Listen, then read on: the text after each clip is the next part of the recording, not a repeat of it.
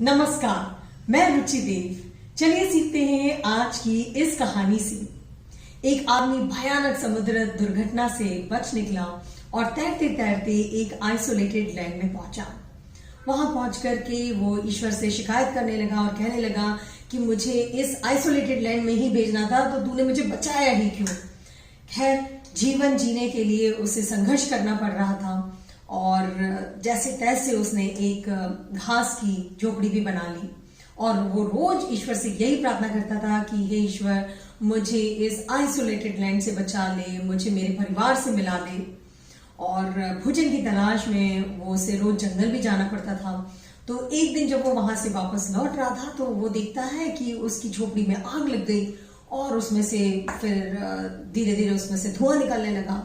ये देख करके तो वो जोर जोर से रोने लगा और कहने लगा कि हे प्रभु, तू मेरे साथ ये कैसे कर सकता है। मुझे कम से कम इस लैंड से तू बचा नहीं सकता, तू मुझे मेरे परिवार से मिला नहीं सकता, तो कम से कम मुझे यहीं पर चैन से रहने दे। और रोते रोते वो सो गया।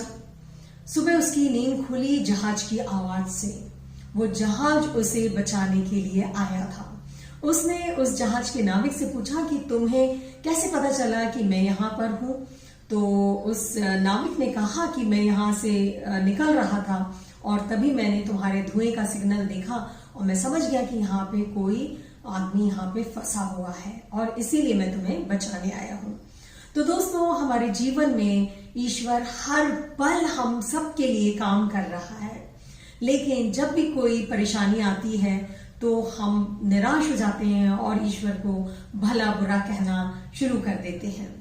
लेकिन दोस्तों, चाहे कितनी भी मुसीबत क्यों ना आए, कितनी भी परेशानी क्यों ना आए, लेकिन आप हमेशा ईश्वर पर विश्वास बनाए रखिए, उस पर डाउट मत करिए, क्योंकि उससे पता है कि हमारे लिए क्या अच्छा है और क्या बुरा। अगर हम इस तरह से करते हैं तो हमारा जीवन बहुत ही आसान हो जाएगा। दोस्तों, हम फिर सुनेंगे एक नई कहानी, एक नई सीख के साथ अगले सोमवार मेरे चैनल ग्लो विद रुचि देव पर। तब तक के लिए आप अपना ध्यान रखिए, अपने परिवार का ध्यान रखिए और हाँ दोस्तों, दूसरों के जीवन में दिया जलाना कभी ना भूलें, क्योंकि जो लोग दूसरों के जीवन में उजाला करते हैं उनका जीवन खुद ब खुद रोशनी से जगमगा उठता है। नमस्कार, धन्यवाद।